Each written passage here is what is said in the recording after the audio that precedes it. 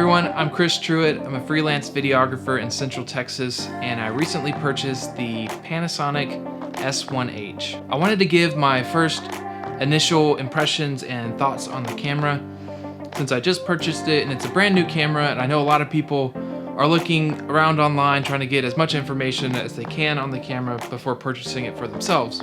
So I've only had the camera for about a week, and I've been able to shoot two sort of major things on it.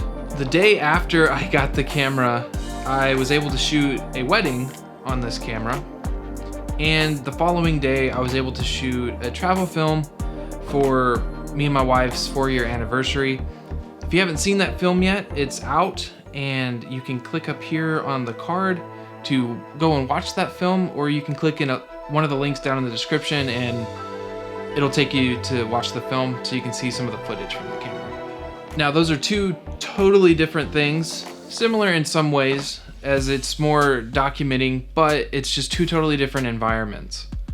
And so I feel like I've had some good experience with this camera for only having it for a week. Now, I am primarily a wedding videographer. That is what the bulk of the work for this camera is going to be.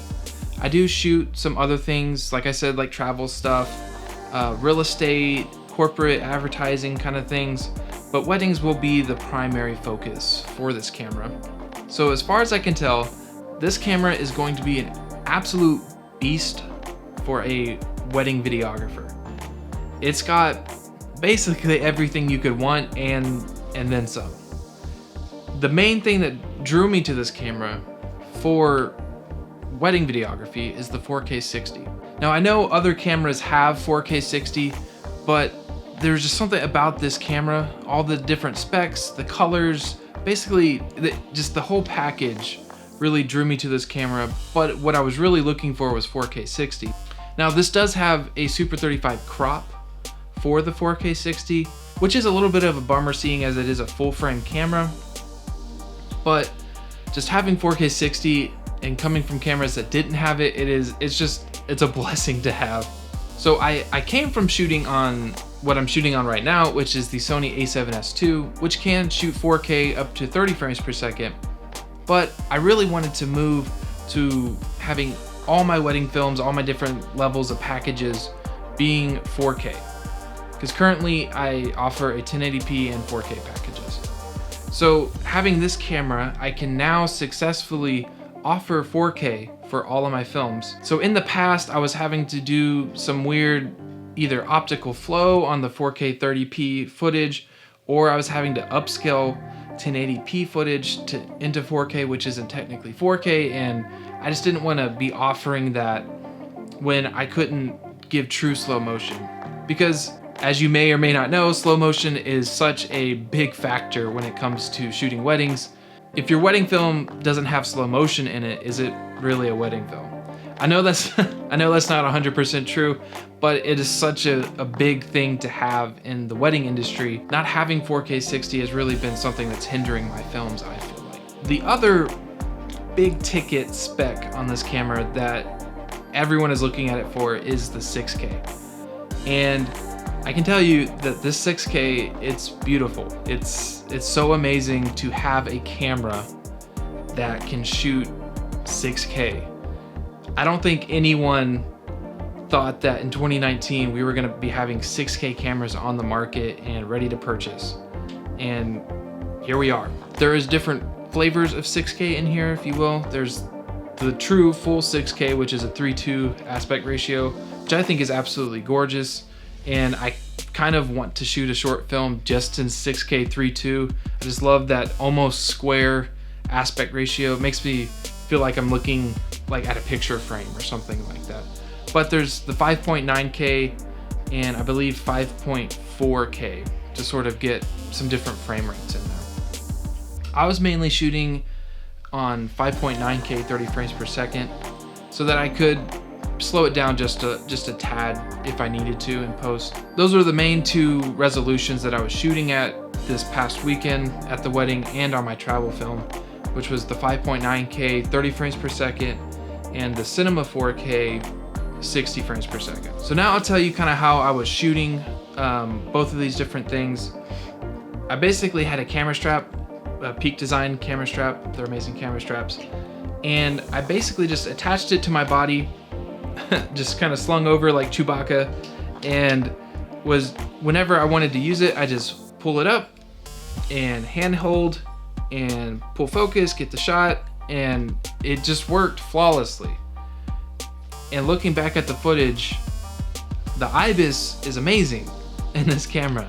Now, I did come from the Sony a7S II, like I said, and that does have IBIS, and I sort of kind of learned how to use that to the best of its capabilities, but I feel extremely confident in going handheld with this camera. So the next thing I'll talk about is sort of the body of the camera. I think this thing is like absolutely sexy. It's beautiful, it's perfect to hold. I just love the size of it. It just fits so perfectly in your hand, and it feels like a professional body. So again, bringing up the a7S II, that's an amazing camera. I still love that camera. I'm not selling that camera, but that body does not feel like a pro body. It is just, it's too small. And I felt like I needed to put a cage on it to have some sort of weight to it that didn't feel like it was just gonna float away. But this, it's got so much girth to it. It's a weird word to use, but it really is, because having that extra fan area on the back just kind of adds to the beefiness of the camera. And to me, this just helps so much with hand holding the camera. I feel so confident hand holding this camera because it's got this extra like lip right here that my finger can rest on. And just this body, I love this camera body. It's so perfect for all types of camera use, and you got so many buttons on this camera. I was used to, on the Sonys, having to go into the menus for practically everything, or setting up dial buttons to do whatever I needed it to. But now we have dedicated buttons for ISO, white balance, the autofocus. There's a quick menu button, a joystick you can move around. It's got two function buttons up here. I've set these to come up and bring up my different frame rates, so I can quickly select and move from different frame rates and resolutions. It is weather sealed, which the Sonys are not. And I would always stress on wedding days, like, is it gonna rain? Am I gonna have to be in the rain? I can't lose my camera and blah, blah, blah. But now with this, I am gonna be more than confident that if there's some rain, that I don't have to run inside immediately. I can get the shot if we need to. So overall, if you can't tell, I love the body of this camera. Is one of the big factors for me on moving to this camera, is that it is a pro body. So now I'll talk about the lenses. So far, I currently only have one lens, and it is the Sigma 45mm. Now I'll sort of walk you through my thought process on why I chose the 45mm. Now on the Sony a7S II, I'm used to shooting on the 55mm. I love that focal range. It just looks so nice. That lens is a 1.8, so I can get perfect just depth of field, and I just love the way that lens looked. So I wanted to get something similar to that focal distance, and the 45 just made sense to me. It is probably the cheapest autofocus lens you can get for the system that I could find, and I just thought that focal length is just so perfect for what I'm trying to do.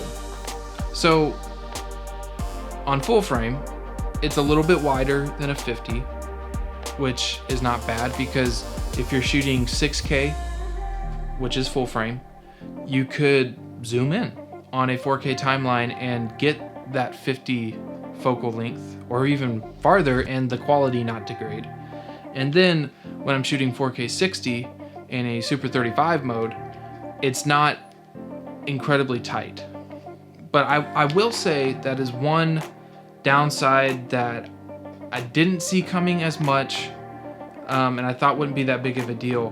But so far in my tests and how I've been using the camera, the 45mm on the Super 35 4K 60 is a little too tight for my use.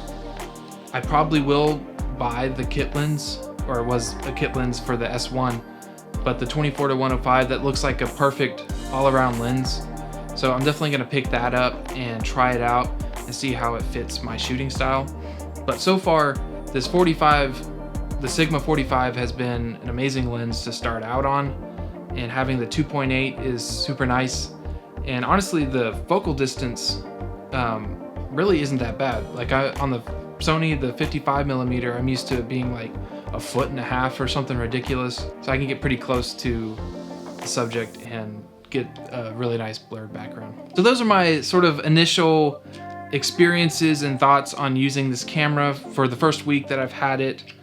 I'm sure I didn't cover everything. If you have any burning questions, please feel free to leave them down in the comments. I'd love to answer them for you.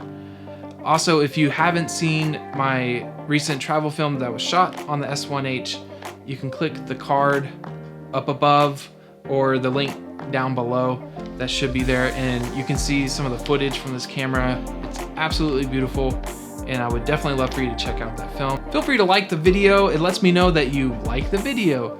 Also, if you can please subscribe to this channel. I plan on producing a lot more content around this camera. More test footage, short films, wedding footage, answering questions, you name it. I plan on doing as much as I can with this camera. So make sure to subscribe and stick around to check out all the content. I know this video has been sort of rambly and all over the place, but I just wanted to get my first initial thoughts out there on this camera. So I look forward to seeing you in the next video.